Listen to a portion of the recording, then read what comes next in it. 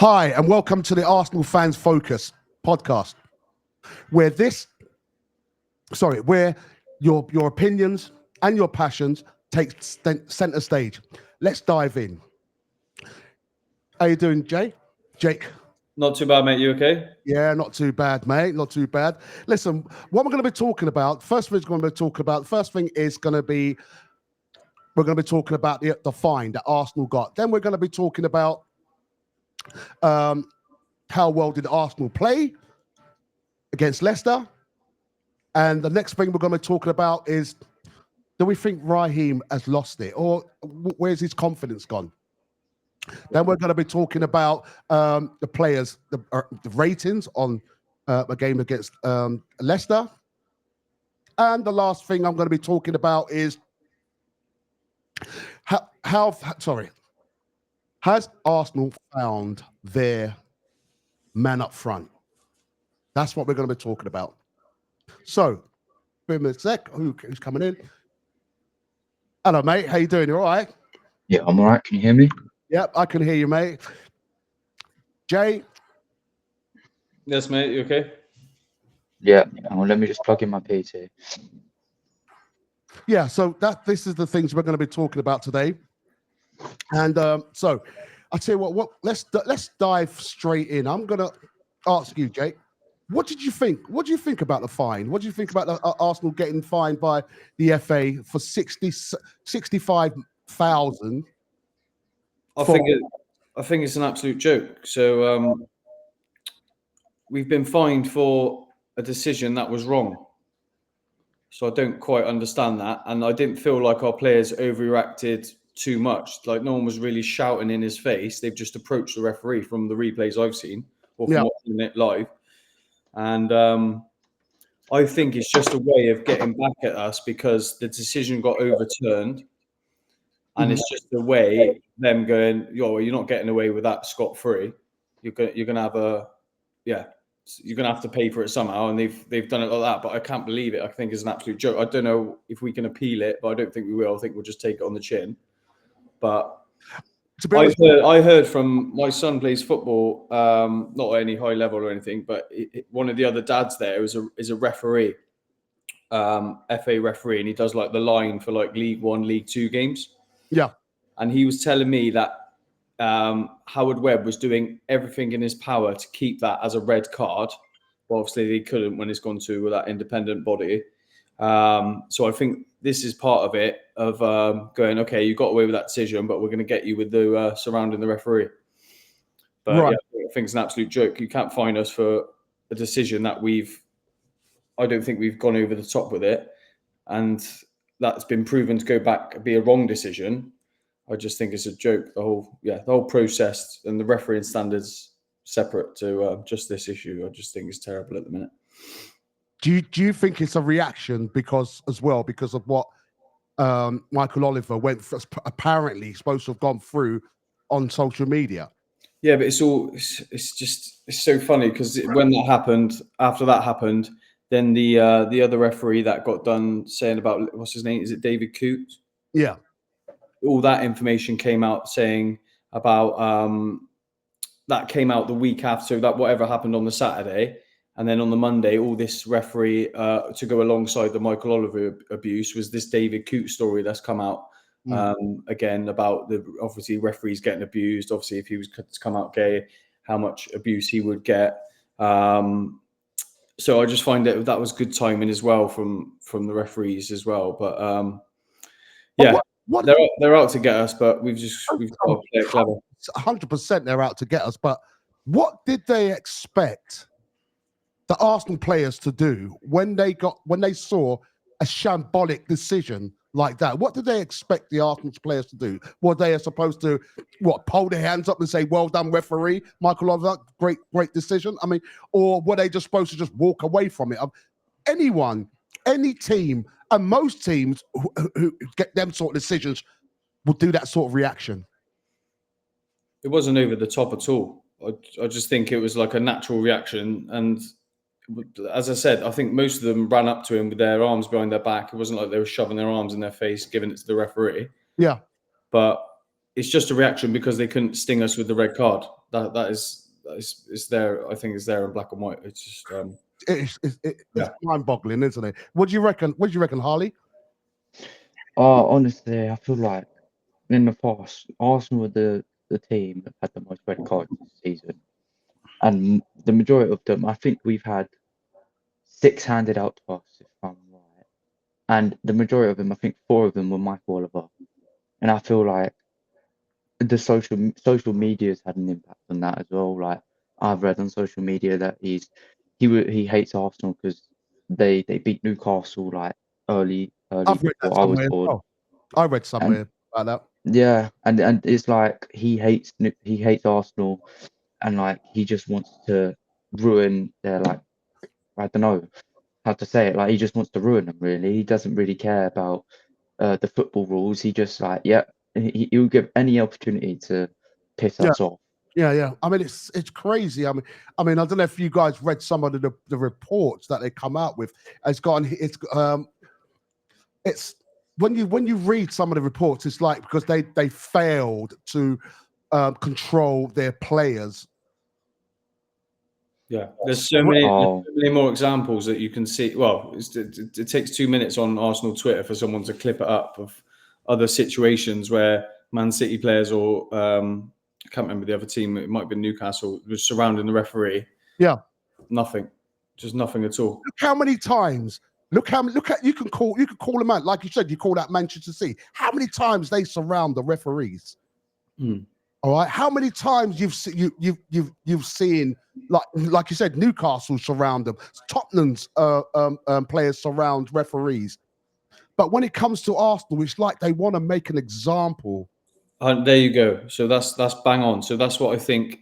That's what I think we've been suffering with all season with everything. The Rice kicking the ball away, the Trossard red card for kicking the ball away. We're always the first of the example of this. And then it always goes back to, oh yeah, the referees did say at the start of the season they were going to look into this, and this is going to be a focus for us at this stage. But it just seems to be Arsenal seems to be the first one and the example every time. It's just hello, mate. How you doing? You all right? I'm all right, Pat. How are you? Good, man. I'm doing really good. We're just talking about the fine what Arsenal got from the FA. Okay. And have you seen it? I haven't watched the game, but I've heard the 65k. And what do you think of that? Bollocks. It is bollocks, but to be honest with you, for me, it's like what they're doing as well. Anything that Arsenal do, There's another thing as well, actually. Lewis Kelly's celebration. Yeah, what the whole point of that for, right? So City can go on and be frauds and win the Prem and the treble under like false identity where they've spent more than they said they have. And I know they're going through court and stuff, but at the same time, they've not been punished. But then they give us a warning and try and punish us for doing a celebration of another player. Like, where's the logic? Talk about that. Did you see what's his name from Tottenham when he done that when he scored Madison and what he's done? I wonder if, because again, what they're saying is they're going to try and control people from when they score or teams from celebrating to to wind up fans or wind up another opponent. I mean, how are you going to control that? I mean, you can't control. If football's the game is gone. The game is gone. Football's about emotions. Do you know what I mean? It's like even the VAR for it's got nothing to do with what we're talking about now, but the VAR, that's even killing it as well. How long it takes just to see, you know what I mean? Just to say an offside or was it a goal? I mean, it's crazy what the authorities are trying to do, trying to control people. Yeah. But it's madness. But I'll tell you what I'm looking forward to though.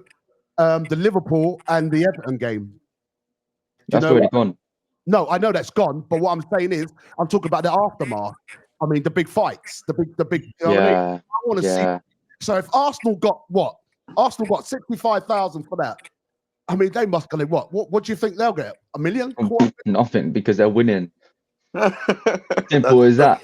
They see them as the best team, right? They're winning. They're like, leave them alone, let them win. We don't care. But like, they'll do other teams that are haven't won it or are getting closer to winning it, they're going to target because they want to kind of just set the terms, like saying, listen, this is how football is going to be, this is how it's going to stay, and we don't want it any other way. That's what they're doing. I mean, I really don't know what to say about the fight. I mean, Arsenal has taken responsibility for it because it says an independent inquiry commission has imposed this 65 million on Arsenal and against small. And it says here it was alleged that Arsenal failed to ensure their players did not behave in a improper way. Away around the 43rd minute, and the club subsequently admitted these charges. So Arsenal's admitted the charges. So dumb pricks. It might be just one player swearing at a referee, and they've got him on that. Do you know what I mean? It could be something so silly like that, and it's like you can't say nothing because he did swear it's been picked up on a mic or something stupid. And that's how they've got us. Do you think that? All right, I'm going to ask all of you. I mean, whoever wants to jump in. Do you think the FA is really harsh on Arsenal? Yep. Yeah. That is correct. That's actually correct. So I'm not saying there's an agenda, but even though it feels like it, but do you feel there is an agenda? Yeah. I feel like FA stands for fuck Arsenal. So FA stands for what? Fuck Arsenal. That's literally what I'm thinking. At the end of the day, it is last season as well. Fucking hell. They're like, oh no, let's keep FA. Fuck Arsenal. This season, fuck Arsenal. Like, I don't know what we meant to do. We can't do nothing. Just everything's against us. And then there's fans of other teams that are coming at Arsenal fans, and that's another problem. But to be honest with you, I don't. Harley, I don't see that as a problem because that's expected. Other teams are going to come at us.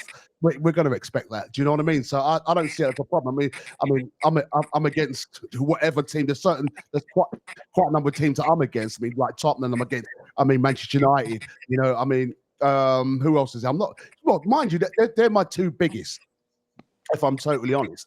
But I mean, you're going to expect fans are going to come at Arsenal. Fans are saying. I mean, a lot of people, especially like pundits, like Neville. I mean, they call Arsenal supporters moaners. I hate Neville. Oh, I hate that guy. I mean, I don't really watch a lot of his podcasts because I know all he does it just to get. He talks smack about Arsenal the whole time. He does that to get views. He does that to get people subscribing, people to watch his thing. And so I think he's just trying to wind up. He's just trying to wind up Arsenal fans. So, yeah, I'm not really. But I mean, so you guys, just everyone feel that's a bit harsh. The 65,000. 100%. I don't necessarily think it's the FA is the problem. I generally think it's the refs. I think it's the refs and the process around VAR. They've got found out a number of times this season. VAR should be there, so there's no questions, there's no mistakes, and we're still talking about decisions after the game. So VAR is not working. Why would you separate? I mean, even though I know they're two different organisations, but why are you separating?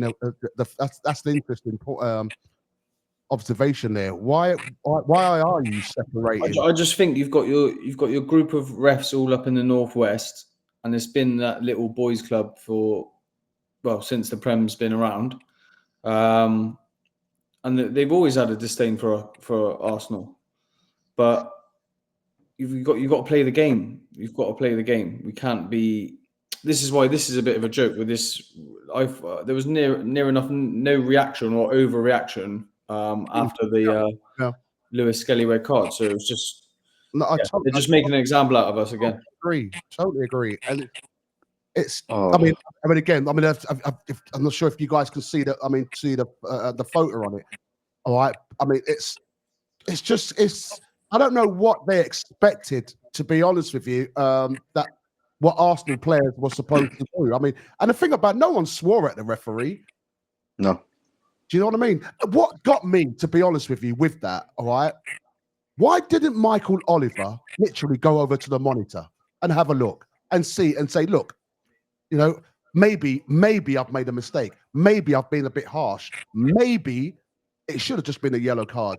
Why do you think he did not go over to the monitor? The red was already out. He couldn't fucking wait to give it to him. I said something on my podcast the other day. I mean, I've never seen anyone try to pull something out of their pocket that far. No. That was crazy. Michael Oliver has something against us, I'm telling you. Yeah, Yeah. that's what I'm saying. He's a Newcastle person, right? And Yeah, I've he seen is. things online. He's like, oh, Arsenal beat Newcastle back in the day, so, and he was watching it or something, and then all of a sudden he's just made it his mission to give Arsenal hell every time. Like, it's something he does. Like, I really want to see the day when Michael Oliver has his downfall. When he does something so stupid, he gets fired as a referee. I really What do. was the other ref that got caught doing cocaine? David Coote. That's the one. He's gonna be like him one day. Watch. But this is interesting because the whole David Coote stuff is when he come out and just went, yeah, Klopp's a cunt. You know, these referees are thinking the same. We think like that. We have general hatred towards. I hate Tottenham. I hate United. Do you know what I mean? If there's not, I mean, I want to say every single referee, but there are some referees who are biased against certain other teams. There are referees who basically want another who will give more of a decision to one team than the other team. I'm sure there is. This isn't a new thing. Remember back in the day when fucking Neville used to snap Reyes in fucking half. Of course. Oh, absolutely. I mean, look, like you're going way back. I mean, with Man United now, but look what Fergie. Look how Fergie went on. Oh mate, look how many. Imagine how many Man United players surrounded the ref. They'd be getting fucking fined every week now. I can show you so many clippings back in those days when Manchester United used to stop. You couldn't even see the referee sometimes. And when you see like Roy, that's what I'm saying. It's all a little Northwest boys club up there. They're all from Manchester. They're all from that sort of way, Cumbria and all that. They've got a problem with Arsenal because Arsenal's doing things. All right, we ain't won much in 20 years, but Arsenal, the way they conduct their business and certain things in the community, all right, I feel that the FA, I think they're against it. I really feel they're against the way Arsenal's product is and how they're going about their business. There's something about it that the FA or the association don't like. That's my opinion, and I really do believe that. Before we move on from that, I would like to hear from people to put your comments in. What do you guys think? Do you think this was a bit harsh? Do you think that the referee, the 65,000 was a bit much? Or you might think, hey, listen, that Arsenal deserve it. Don't know. I'd love to hear from you in the comments. Next one. Right. So what we're going to do, we're going to move on from that. And what we're going to be doing now, we're going to be talking about the Leicester game. And I want to hear your guys' thoughts about the Leicester game. How did you guys? I'm going to start with you, Jake. What did you think? Yeah. So, like I said earlier, a bit earlier before everyone else came on, I think it wasn't the best first half. I feel like we control these games a lot and have done for the last couple of seasons. Yeah. But as I said to you before, I felt like we just needed that one chance, and I did feel like we would take it. Obviously, the subs made a big difference. Sterling, I'm so sorry, but Sterling cannot play for this football club anymore. He is. We'll talk. Yeah, we're going to talk more about that. But yeah, we'll talk about that later. Yeah, let's talk about yeah, I think obviously a good substitution, and Nwaneri was our best player by a mile. Obviously Merino came on and got the 2 goals. But yeah, I never thought we were, like I said to you earlier, Pat, about Arsenal-Everton. I just felt like we could be there for days and we wouldn't have scored at all. I did feel like we just needed that one chance. And I think, good result at the end of the day. And rest up and roll on West Ham Saturday.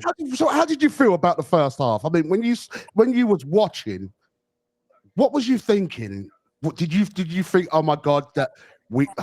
I feel like with us till the end of the season now, I don't feel like we're going to concede, even though we do look a bit not as robust as we once did it at the back. I feel like we're not going to concede. I feel like there might be a lot of draws up until now to the end of the season. So I don't think we're ever going to lose. It's just nicking that goal at this time when obviously we're lacking so much firepower. I just felt the first half we were just trying to get it that well, and where he was trying to do everything he could. It was going down the left wing with Sterling. Nothing was happening. Trossard couldn't do nothing in between those two defenders for the first half. And obviously, he had a lot better game in the second half when he made the subs and he went to the left wing. But yeah, we're going to who's be some challenges. Yeah, who stood out for you in the first half, or was it? Nwaneri, that was it. Nwaneri, that was it. You could just tell he's got something about him. The way he runs at defenders, his touch. He didn't lose the ball. I don't think. I can't remember him losing the ball. People calling him a Messi 2.0. Yeah, well, we hope so. That'd be good. But do you not think that's a lot? And he was trying to grab the game by the scruff. None of these older players around him were doing anything. He was the one that had that shot that hit the bar. He was the one that kept putting in these crosses one after the other. Not just hitting the bar. Do you remember he skimmed the post as well? Yeah, and with that right foot shot as well, he hit the post. So he was the only one that was trying to.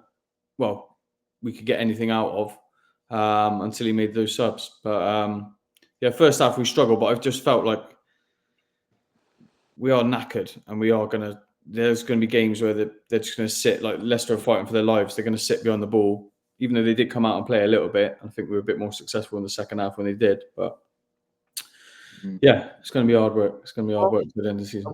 What do you say, Harley? No, I was just agreeing. No, how did you feel about the first half or the first half? Was you worried? Sure. I mean, to be honest, I wasn't really surprised. I wasn't going in expecting us to thrash them, right? I know, like, last season when we went to Dubai for training, we started smacking teams 5-0, 6-0. But coming back from Dubai this season, knowing that we had 3 attackers that were fit, I was not expecting us to smack anyone. I was just expecting us to not concede and just keep the ball. So Nwaneri trying to do something actually made me feel like we can do something this half of the season. Like, we have potential. So do you feel like the tactical decisions first half wasn't working? The tactics, and what tactics, mate? There was none. I couldn't see no tactics. It was the tactic for me was pass the ball to Ethan, let him run, and then no one get in the box. Waste his energy, pretty much. That was the tactic that I saw. That was it. What do you say, mate? I'll be honest. I wish I watched the game, but I couldn't. I just watched the highlights. No, I was working, so I was watching the highlights. But first half, I could see that we struggled with all all 3 attackers. Sterling, horrible as always. When it comes to small games like, let's say, example, Brighton or Bristol, he does a bit of, moves in and out. But when it comes to like small games, let's say if it was championship games, Sterling will be scoring goals. But when it comes to big games, Sterling is horrible. But Ethan, he was the only one that was just there. So how I saw it with the first half, honestly, I saw lack of confidence in the first half. I agree. Apart from Ethan, I mean, that guy, it's a lot to put on his shoulders at 17 years old. Do I think he can handle it? Yes. But again, and I do believe they're going to have to manage him. They're going to have to manage that guy because you can play, you can run him to the ground. And I don't think that he should be playing every single game for the. He's going to have to, though, Pat. Who else is going to play? Well, there you go. You can't play anyone else now until the end of the season. We're stuck. There you go. And you're absolutely right. Who else is there? But I mean, at the same time, you can't. I mean, they're going to have to learn. You can't run a player down to the ground like we've been doing to Saka, to Martinelli, to Trossard, not Trossard. Havoc. I mean, It was bound to havoc. It was bound to happen. I can't even say it. Listen, guys, I'm terrible when it comes to names. Yeah. Footballers' names. Honestly, all right. But this is why, Pat. This is why I thought we'd get at least one in the transfer window. Yeah, I mean, I didn't really. At least one. Yeah, I specifically stayed away from the transfer window. The reason why, it's gone, it's dusted. No one came in. Nothing. There's nothing we can do. We're just gonna get on with what we've got, and that's why I didn't really want to talk about the transfer window. Yeah. But then if Nwaneri gets injured now, do you know what I mean? Yeah, of course. Back in March. But the thing, guys, honestly, I mean, we can sit here all night and talk about the transfer window, but that's gone now. We've got to move forward. We've got to support our team. Whatever team he puts out there, we're going to have to support them. End of the day, is it enough to win us the league? I don't think so. I still think we've got a chance if every single player comes out and start believing that they're top players, and which a lot of them are. But at the same time, is that if you don't know what team Arsenal's going to play out when they come out on the pitch, you don't really know. But I still think we've got the quality. We haven't got enough players up front, but I still think we've got the quality, and we're just going to have to believe in them, guys. There's nothing more we can do. Honestly, and to be honest with you, and I'm tired of people slagging them off. Yes, Arteta did wrong. Was it his fault? I don't know. The jury's still out. I mean, we're diverting here, but the jury's still out for me, because I know what I was hearing from him in his press conference every single time. We need a player, and when he said that, I thought we were going to get a player. Now, is it him, or was it the owners? Yeah, but Pat, we've needed a striker for the last 2 years. I agree with you, Jake. Or attacker, whatever you want to call it. Yeah, no, I agree. We needed a number 9. Yeah, I don't necessarily think it's Arteta's fault. I think either we're going to have a massive summer this summer, and we're going to ball out and get 5-6 players. Not as in 100 mil each sort of thing, but do you know what I mean? Yeah, with players leaving, and I think we must have a plan in place, but we've got to go for it now. We've got to. We've got no choice. But listen, what we've got is what we've got. That's it. Arteta's not asking for anyone to feel sorry for him. And the way what Gary Neville's saying, I mean, I don't know if you've heard something what he was talking about on Sky the other day. You know, but I mean, whatever he thinks, I don't really give two monkeys about, to be straight and honest with you. What we've got is what we got. We're going to have to do the best with what we got. And I believe if the players can play like every single game is a cup final, I think we've still got a chance. Do I think Liverpool will slip up? I honestly feel that they'll slip up. Liverpool's got some hard games, you know. This is the week for it. Villa and City away. That's right. Okay, and then we've got who we got? We've got West Ham home, and then we got I've got the fixtures here somewhere. I should have it somewhere. I know we've only got West Ham and Chelsea at home. Right. We've got West Ham on Saturday. Is it Saturday or Sunday? The 20th. Saturday, 3 o'clock. 3, right. And then after that, from that we've got Forest. We've got Forest. Forest away. Yep, we've got. And then we'll have a Champions League, won't we? And then we got. I can't really see the Champions League one here, but this is just for the league. So we've got West Ham. Okay, we've got West Ham at home. We've got Forest away. We've got Manchester, and then we've got to play Manchester United away. Oh, and then we got Chelsea at home away. Chelsea away. Chelsea home. No, yeah. 26th on the 16th of March. Yeah, Chelsea. We've got Chelsea at home. Sorry, my bad, boys. My bad. We've got Chelsea at home. What am I looking at? Yeah, we've got Chelsea at home. Then after that, in April the 1st, then we've got Fulham at home. But I mean, the end of the day, I've got to be honest, those are winnable games, guys. If we win all of them, we have a chance. They are winnable games. I mean, honestly, I don't know about what you guys feel, but I honestly, the one I'm worried about, if I'm honest, the only one I'm worried about is the Forest game. Yeah, that's the one I'm worried about. Is the Forest game, because that's going to be a hard. Forest are a good team this season. 100%. So anyway, but let's go back to the Leicester game, finishing this off. Come on, guys, second half. Oh. Jake, what changed for you? Subs, Trossard going to the left. even Calafiori coming on, even though I think he come on for this. Did he come on before the first goal?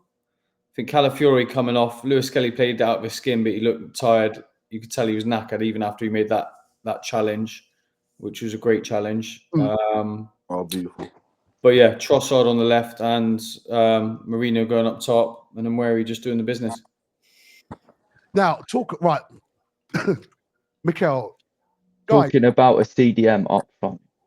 I was loving it, man. CDM up front is a madness. When he put Merino up front, I was like, this guy has lost the plot. I'm like, why? So you like buying defenders, and now you like putting defenders up front, like they're strikers. Like, are you good in the head? And then he starts scoring 2 goals. Like, I'm like, no, I take all of that back. I'm sorry. I'm sorry.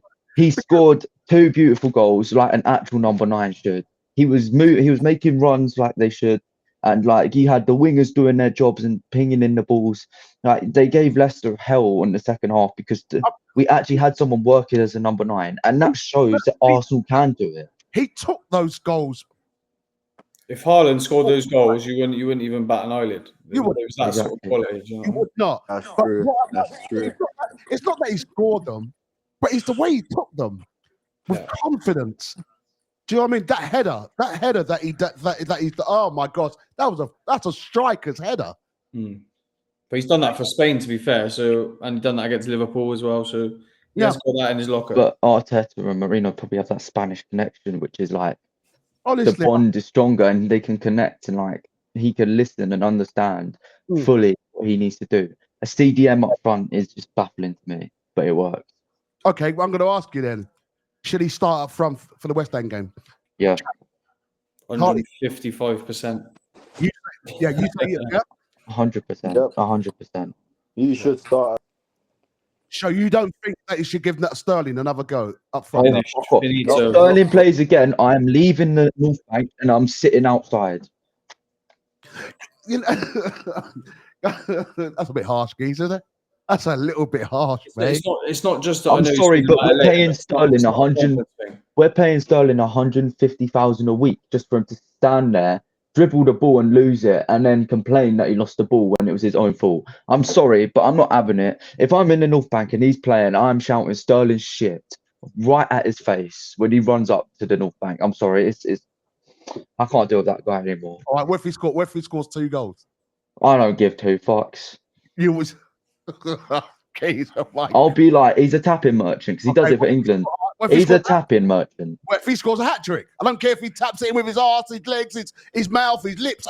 I'm not being funny, Pat. I think that performance was so bad, I don't think he will play again. I think he probably will due to injuries, but if we had a fully fit squad and he played like that, it'll be back to a bench warmer, mate. It was that bad. It was like everything he touched. Do you know? It's not just a confidence thing. It's his level now. He's not at that level anymore. He's old. No, he was good at Liverpool and could move. He went to Man City and became a back post tap-in merchant and was good at it. To be fair to him, let's hold that there because we're going to be talking a bit more in depth about Sterling. I just want to finish it off with Merino. I mean, come on, guys. Merino. What do you think? So you guys all agree that they should start him up front? Yeah, it's about what he does to me. Well, similar to Havertz as far as like linking up the play. As soon as he started bringing the wingers into play, as soon as he came on, winning headers down there, we weren't winning nothing up top and winning those second balls at all. So as soon as Merino went up top, he's very similar to Havertz, so he can link play. Well, he's not similar to Havertz because Havertz can't fucking score, can he? Well, no, that's a bit harsh because he can score. Because I tell you now, all right, and you can see we missed that guy. You have a go at him, but he does work hard for the team. To be fair, he does, but at the same time, and he's nearly got 1 and 2 this season. Come on, guys. I mean, listen, Havertz is not a prolific goal scorer, but I tell you what, one thing about with him, he does work. He does link up play, and he does. There's a lot of things we can say about him, but you can tell against Leicester, he was missing. You can tell he was missing. And that's a fact, guys. So, I mean, for our system, we need that sort of player up top. Yeah. So, honestly, I give him a break. I really want to give him a break. No, what do you? What I do would no. I said yeah. But I would just love to see Mikel Merino wear the number 9 shirt at this point. Honestly, for real. Because if they put him as a striker, we could see what he could play as. Yeah. And what he could do. I tell you what, let's get into let's get into Sterling now. Oh, All right, let's just get. I mean, I know you guys have spoke about. I mean, but there's got to be a reason why he hasn't become a bad player overnight, guys. He's won loads with Chelsea. He's won loads with City. Something's wrong. Is it something? It's got to be something personal in his personal life that's holding him back. It can't just be the football. Because can I say a theory quick? I've got to go in a minute because I've got some stuff to deal with because I'm not at home at the moment. I will say my theory before I go, and this is going to be like my outro because this theory is kind of crazy, I think. Right. So I don't think he's performing for Arsenal, right? We've got the nickname the Gunners, yeah? We got a cannon on our shirt. I feel like because his dad's been shot in the past, he doesn't want to represent a team that is the Gunners. Oh. Oh. That is a theory. That is a theory that's out there. Yeah. Well, I thought you were going to say something totally different then. Nah. Yeah, not that one. I don't think that's the one. I'm not going to go for that. There's a lot more to it than that. That's just my theory. He hasn't been at a high level for the last 3-4 seasons. Chelsea last year, he was terrible. The year before that, he was terrible. He left City. It's just, yeah. I don't think that's the one, but terrible. Yeah, well, I mean, guys, look, there must have been something that Arteta saw in him, and that's why he signed him. There's got to have been something. He wouldn't have taken him on just for the love of it. That was a panic buy. That was a panic buy. We got offered him last minute, and that's otherwise we wouldn't have bought no one. Exactly. So you cannot tell me what he hasn't done. You can't tell me 3 good things he's done since he's been at this club. I'm sorry, if it wasn't a panic buy, why? Right, if he bought him on purpose, he would have been playing him every single game, even with a fit squad. But he's sat as a bench warmer when we have a fit squad because it's a panic buy. And I'm telling you, Arsenal are losing money paying him 150,000 a week just to sit on the bench and do fuck all on the pitch. Like, I'm sorry. I think that he didn't realise his level has dropped that much. Because he's not even, because what you could say is because he's been playing week in, week out since he was 16, 17. That's what they were trying to say on the telly the other day. He's basically like a 34, 35-year-old. And the way he plays and the way he runs now, you can't argue that, really. Do you think that he's going to be gone in the summer? Yeah, I want him gone. I hope so. I want him. I want him gone. You want Going him back to his fossil. I want him gone. Okay. Gone. And is that all of you want him gone? Yeah, he probably could go to the Championship. That T-Rex can go become a fossil again. All I know. Run back to his fossil like this. So I wanted to show you. He can't even do that anymore. He doesn't even run. That was his only. I told you, he's turning into a fossil. Yeah, he is a fossil. Yeah. Anyway, Pat, I've got to go now. Away from what we are now. You go. Thanks for joining us, and hopefully it's all right. All right, mate. So we'll speak to you soon. Yeah. Yeah, I'll see you in the next podcast. All right, guys. All right, guys. See you later, mate. See you later. All right, see you later. Yeah, bye. Right, I'll tell you what, guys. Let's just finish this off. All right. I want to ask. I was going to talk about Trossard, but you can't even bloody see his face up there. Can you see his face? No, head's cut off. Oh, his head's cut off. Oh, great. Anyway, Trossard. Do you remember when in the first half when he scoffed that shot? He just looks so. I don't know what happened, but on the weekend he just looked like. I know he normally has them bags under his eyes. Yeah. He looked fucked. He just looked so tired and weathered. Like he just looked like he aged 10 years overnight. But yeah, it's like he wasn't confident in that middle, was he? No. But he needs to. You could see that the quality was there as soon as he went back to the left-hand side. That ball was quality. Was it left-hand side or the right-hand side? Left-hand side. Left. Yeah, left-hand side. I mean, his confidence came skyrocket. It's weird. It is absolutely weird. But I don't know if you saw when he scoffed. I can't remember. I think it was Odegaard when he literally chipped that ball over to him he miskicked it. And he miskicked it. Do you remember there's an advert? All right, I don't know if it's Paddy Power or what I can't remember. It's one of those betting things, and they talk about the geezer with the biggest signings, and the referee looking at the monitor as well, and the manager doing this. I don't know if you ever seen it, that advert when he said about the best signing and the geezer scoffed the shot, because you must have seen it. You've got man, it looks like exactly what Trossard did. Trossard did the exact same thing, because this advert was talking about. It talks about the big signing that they made, and this geezer is right in front of the goal, and the ball just come near him, and he literally kicked the ball. He just kicked it here, and you want to see how the way he was going. That reminded me so much of what Trossard did. Oh, that was crazy, But hey, it is what it is. I'm going to talk about these two. How do you think these two could become legends at Arsenal? 100%. I think Lewis Skelly might end up as a midfielder, and I don't think Nwaneri will play on the right wing. I think he'll come more central. But yeah, I think they should be there for a long time. If we play it right, we should build a team around these guys now. Do you?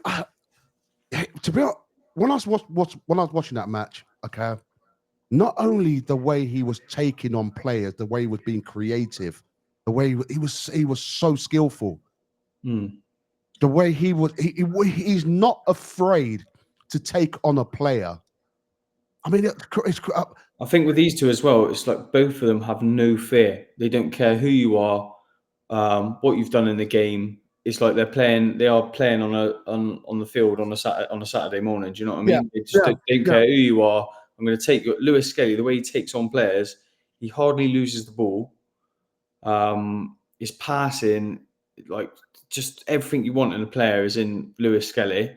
And where he's just going to be something ridiculous, I think. He has got to be. I mean, that he's got to be something.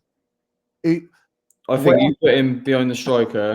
Sorry, guys, I lost connection. Good. I think if you play him wary behind the striker, one, the striker will love it, and two, he will create so much for us. And what about both of them are gems? We're very lucky. What about the goal? The goal saving tackle that he did, Lewis. Just off the ball, again, it's just right place, right time. Do you know what I mean? It's like if that would have been 1-0 up, Bobby Reed banging him in. That ball, I mean, the way I'm still trying to think how he cleared that ball. Yeah. 9 times out of 10, you touch that ball going across the you touch that ball going across your goal line. It normally goes in. Mm-hmm. It's normally an own goal. I'm still trying to think to myself, how in heaven's name did that guy twist that ball to make it go off? It mind-boggling, honestly. That's the right players, right place, right time. Do you know what I mean? And he has got that decision making in him as well. So what I want to do, guys, is this. Let's get this back here. I don't know what it might start for, but there you go. I want to do players' ratings. All right, and I want you to. I mean, I know you said you haven't watched the whole game, so I mean, but you said you watched the highlights. What do you give Raya? What did you think about Raya? We're going to go through individuals now. What did you think about Raya? He had a quiet game. Do you not think? I'll still give him a solid 6 or 7. Yeah. Jake? Yeah, I think he didn't do anything wrong. The thing I love with Raya is just every time a cross comes in or a corner comes in, he just comes and collects it, and I love that for my keeper. So 6 or 7, either or. Okay. All right. Next one. I gave him a 7. I should have given him. I could have given him an 8, but I thought I didn't score, so I'm going to give you a 7. I'll give him a 9.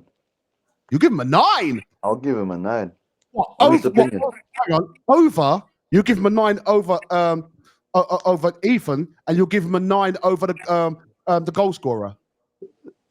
Pat, trust me, it goes better than 9. Don't worry. Listen, he done well. He done really well. Okay, Keep it in his pocket. Let him have Because it. the reason why I'm giving a 9 is because a player like him as a young age saves a ball like that. It's incredible. Okay. Yeah. No, I agree. Like- I agree. 'Cause I'm still trying to figure it out. Like, I don't know if it was the studs. I don't know if it's the top of the football boots, but he done like incredibly. He done well. Like, Very well. He done very well for an age like him. Done If very, it was very. Zinchenko, I'll be honest. If it was Zinchenko, that goal would have been 1-0 up, man. I'll be honest. No, I agree. I totally agree. I'd give him an 8. The only thing I'd say with Lewis Skelly is just need to monitor his fitness because, like, after 60 minutes, he just looked fucked every game. So, but it's all right because we can get Calafiori on, and I'm not too worried about that. But yeah. 8. I'd give him an 8 quality. Gabriel? I thought they had. The reason why I done that because I thought they really had a quiet game. Really, I mean, weren't a lot for them to do. They were, I mean, apart from second half, you know, I mean, the last 10, 15 minutes when they done the substitutes. I mean, that's when things started to change for me in the game, and that's I don't know. Maybe I'm wrong. I mean, again, I like to get comments on this as well. Please let me know if I'm wrong. For this, I'll say a 7 because he tried his best to save the ball as well. But obviously, Lewis Skelly saved it before him. But even if he tried, at least he tried. You know what I mean? Clean sheet 7. Yeah, clean sheet 7. Yeah. And what do you reckon, Jake? Yeah, as I said, clean sheet. I know what you mean about the attacking threat. It's like every man and his dog is trying to stop him on a corner for us anyway. But so I think they've worked it out a little bit there. But yeah, again, both of them. Clean sheet again, 7. He's all rock at the back.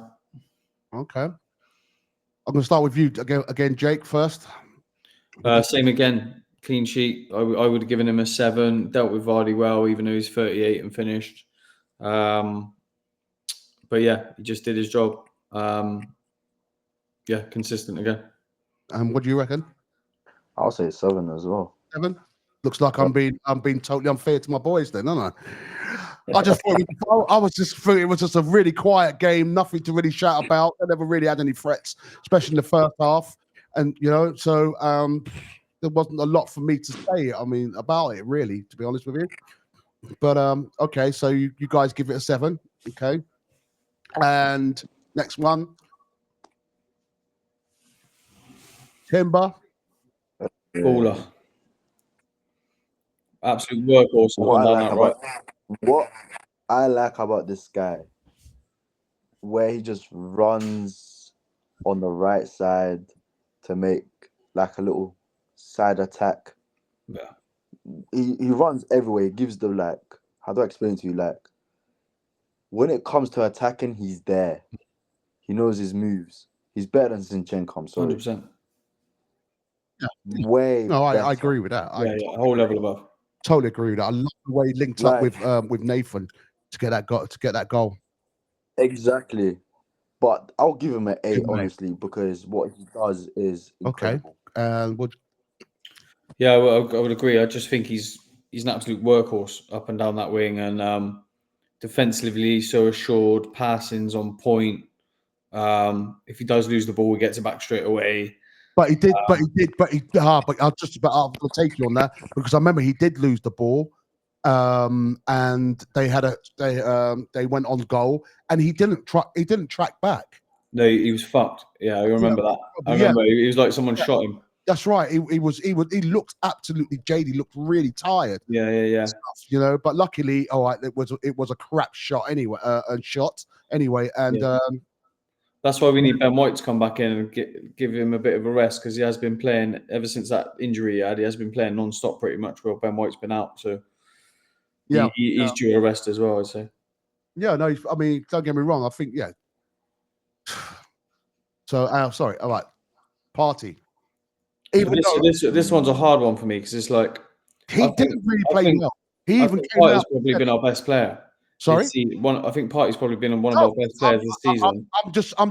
I'm scoring it just on what I saw on you know, against Leicester. But he's always got that one pass in him. That's what I was going to say. So he's always got that one pass where he'll just pass it to no man's land. That's where Timber got caught.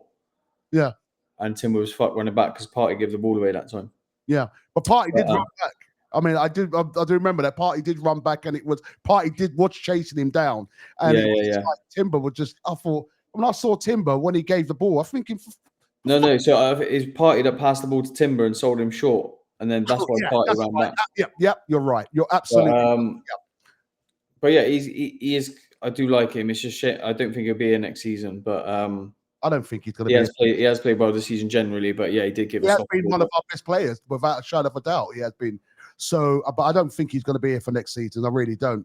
No. Yeah. So, and he has made some shitty mistakes, you know, in the past as well. Declan, what are you doing to my boy Rice? What? You can't be giving him 6 out of 10. Come on, bro. I gave him someone pissed you off before these ratings, isn't it? Jesus Christ. I gave him this because honestly, the reason why I'm giving him this because he doesn't take enough shots on target on goal. He really doesn't. And at the end of the day, he looked tired as well. In fact, the whole bloody team looked tired. You got to realize this guy does so much running for us. He does. But I think he gets the ball at the other, recovers the ball outside of our box, runs all the way up to the other box. And that's the beautiful thing about football. I want look, people whoever's watching this, if you think I've made a shit or points, please let us know in the comments. I would love to know what you think. In fact, tell me what you would give these guys. You know, because I'm just giving what I saw and. My comment, I may be wrong. I'm just leaving a comment now. Fucking terrible shout. Get out of here, boy. Okay, sorry, Ricey Bob. Don't love you. I do love you, but I think that you was a little bit off par. Okay, excuse me. Right, the governor. Oh. He did not play that well. In fact, Nathan outshined him. On that day, it was like Nathan was the one who was linking. Sorry, Nathan. Ethan was the one. I tell you, sorry guys, I'm dyslexic, so you got to forgive me for some time. I've been worried about Odegaard since he's come back from his injury because I just feel like he's played well for us and he does get us going in certain games, but I feel like he's trying too hard. If that makes sense, like yeah, he hasn't been as efficient.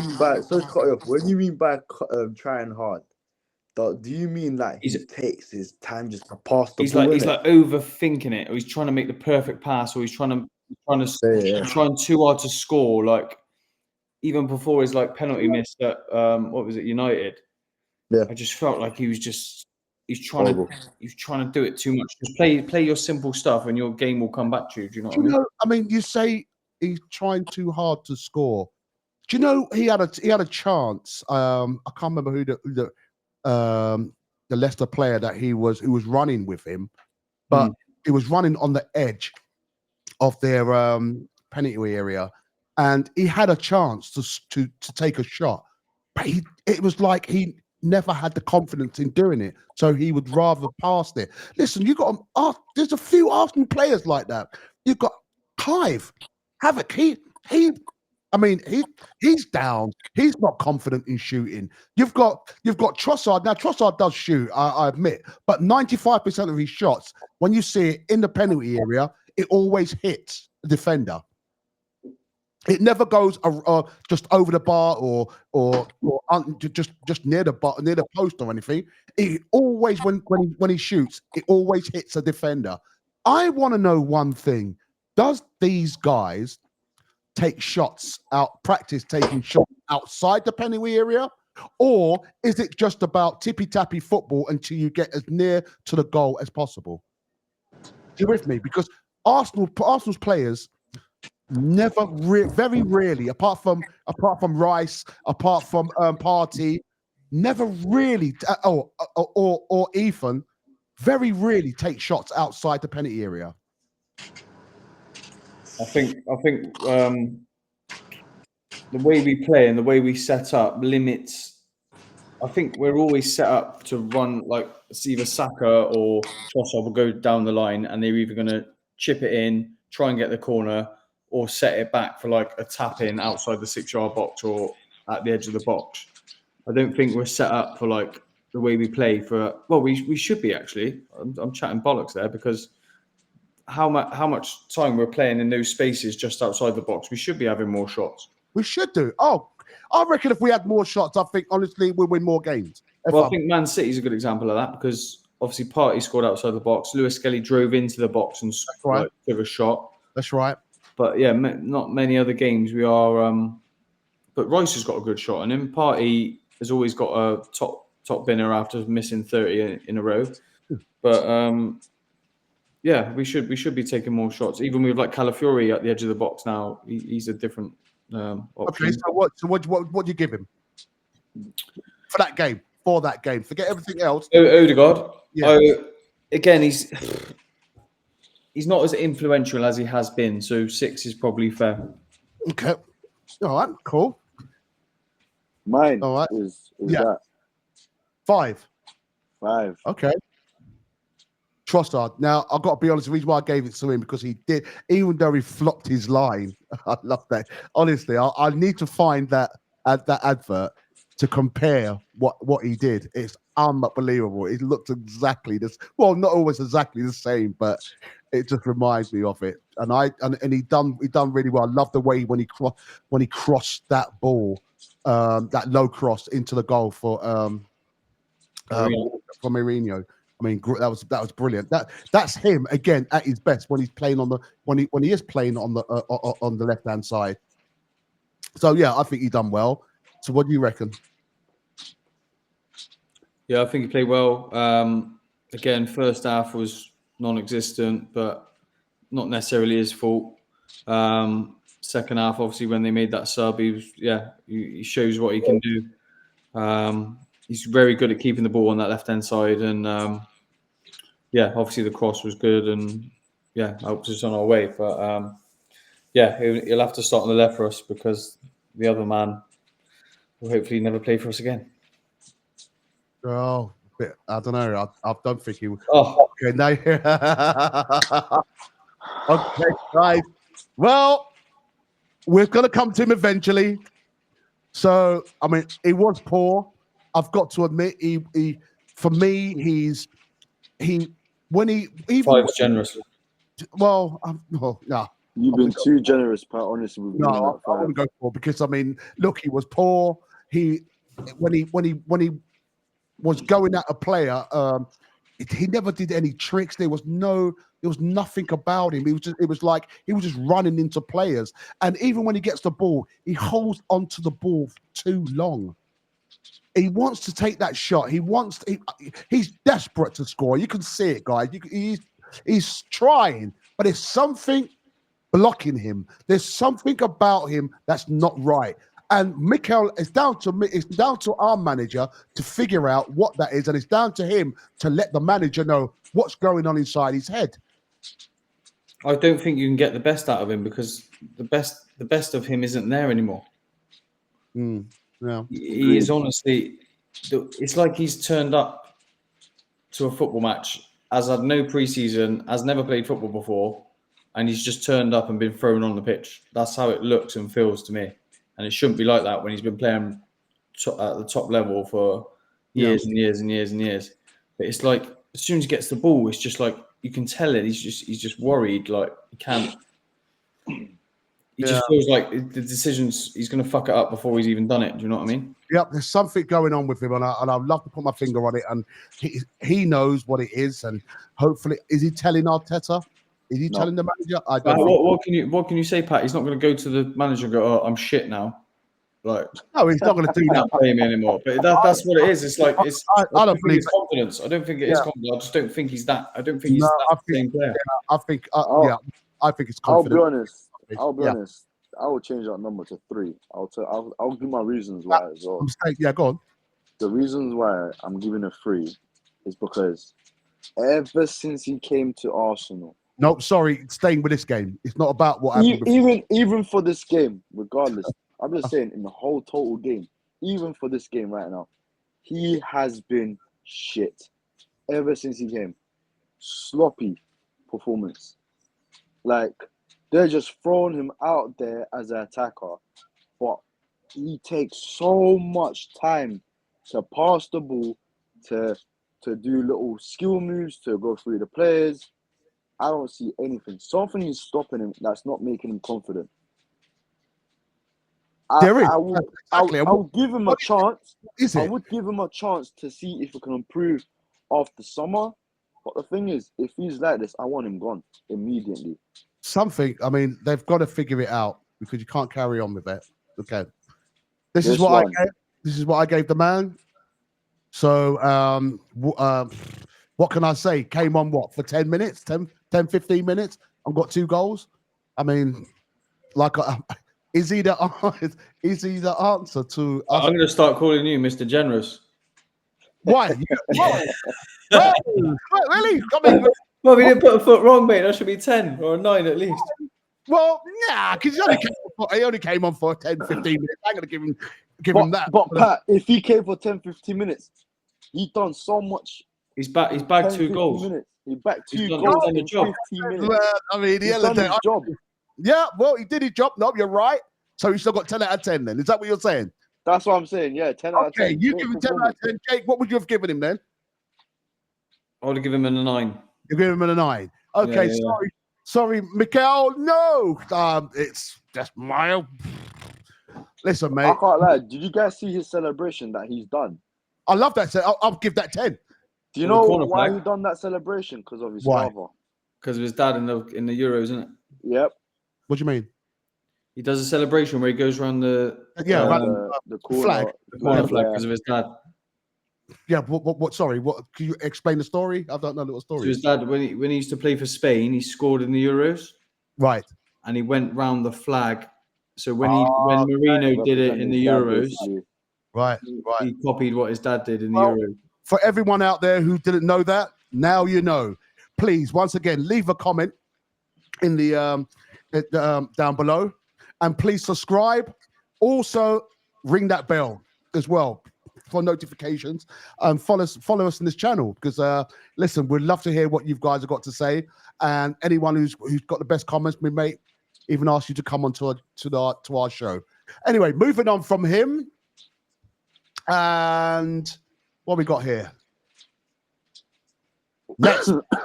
Starboy 2.0. I've given him an 8. Am I wrong? I'll give him a 9. You'll give him a 9. Yeah, I agree. I agree, a 9. For what he's doing, he took the game by the scruff of the neck. He was the only one trying to make something happen. Anything chance-wise we had was through him. And for his age and what he's doing, yeah, it's got to be a 9. It's impeccable. Okay, impeccable. You guys 9 again. Love to hear your you guys commenting down below. See what you guys think. And I think this may be there should be someone else coming up, and that should be Ricardo. What would you give? I wouldn't say much. I'll say I was a 6. I was a 6. Yeah, 6. I agree. Mind you as well. Yeah, he done well for the second. Yeah. Didn't have to do much defensively, but yeah, strong when he came on, and yeah, 6, 7. Yeah, because he was involved with the second goal as well. Yeah. So okay, cool. So I think that's my players' ratings. And again, once again, please. Oh, Georgie boy came on as well. Georgie, Didn't really gave him 4 because he only came on for a few minutes, and he didn't really. I mean, he steadied the ship in the middle as well, but yeah, we can't really give him too much because he wasn't on for too long. So that's why I gave him that. And same goes for Tierney. 10. I can't lie. I'll give him a 10 as well. I can't lie. The reason why I'll give him a 10 as well because every time he comes onto the games, he's impeccable. Better than Zinchenko. I don't want Tierney to go. I prefer Zinchenko to go. Honestly, guys, I want to go. I'll tell you what. I want to go back to something here because I've skipped it. So please forgive me because there was something I wanted to talk to you guys about. You can't even see it still. Could you see Mark? Could you see Odegaard? Could you see Rice? And could you see Gabriel? You can see it? Yeah. Just about. Anyway, the reason why I've done that, I'm asking that question. Can you see the question on there? Should we be thinking about a different captain? Ooh. Should we be thinking about and I want everyone in the comments on this as well. Should we be thinking about a different captain? I'm not saying Martin Odegaard's done wrong. I just feel that I believe Arsenal's got about 3 or 4 captains in that team who could lead that team. Obviously, Declan Rice is one of them. You've got Gabriel is another one. Obviously, you've got Odegaard and you've got Saka. But I believe that because I don't know, it seems to me that his confidence has gone down since that injury. He seems more quiet. But then you've got Declan Rice, who's loud, who's pointing his fingers. Gabriel is a master. I mean, Gabriel, the enthusiasm that he brings to the team when we score or when they do a tackle, things like. I mean, I think he's a good. I think if we didn't have as many players like that in the squad that are just natural leaders like Rice, Gabriel, whoever else you want to say, even like Lewis Skelly, I think early doors he is captain material. Yeah.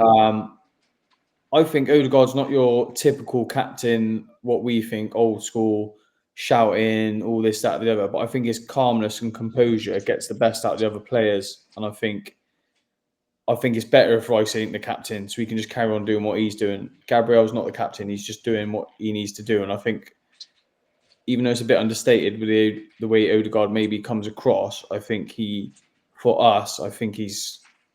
should be our captain. You think so? What do you think? I can't lie. I'll be honest. Like you said, Declan Rice is a loud geezer. Geezer. He knows what he's doing. Even Gabriel, but Gabriel, he's impeccable as well when it comes to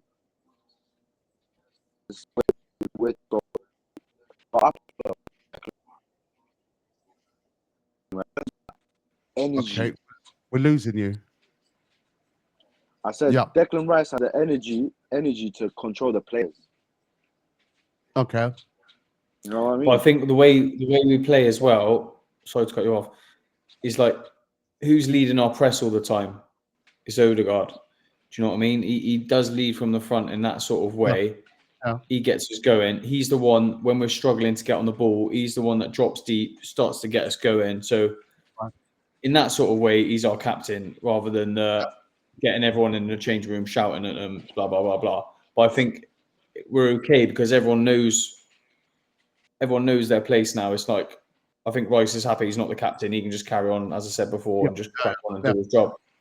I just thought I'd throw it out there because I'm hearing a lot of people talking about it, and I've just thought, okay, let's see what you guys think about it, and I'd love to hear what you guys think about it. Please leave a comment. Do you think Odegaard should pass it over to Rice, or should he pass it over to Gabriel? Let's hear what you got to say. Okay, so now we've got through that. I think we've got. I was going to talk about. I think we've done enough on Mourinho. So I just want to say, guys, listen, it's been brilliant. Thanks very much. I'm going to wrap it up here. I just want to say to everyone out there, please hit that like button. Please subscribe and hit the notification as well. And we'd love to hear your comments. We're going to be doing this once a week. So we would love for you to support the channel. Let us know what you think. Follow us on all different social media. And stay safe and up the Gunners. Thanks very much. So